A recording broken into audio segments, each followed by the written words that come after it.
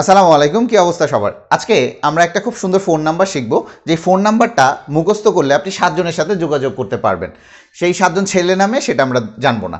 চলে আসেন, আসলে মেইনলি এই 7টা আলোর তরঙ্গ দৈর্ঘ্য, দৃশ্যমান আলোকে যে আমরা 7টা আলোতে ভাগ করতে পারি, সেই 7টা আলোর তরঙ্গ দৈর্ঘ্যগুলো আমাদের সাধারণত মুখস্থ থাকে না।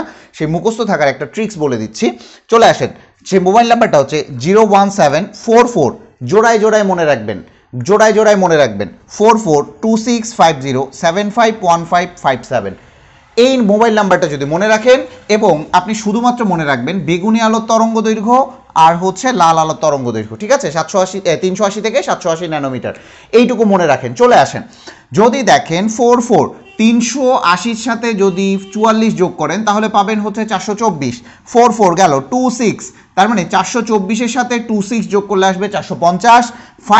450-এর সাথে 50 যোগ করলে আসবে 500। 500-র সাথে 75 যোগ করলে আসবে 575।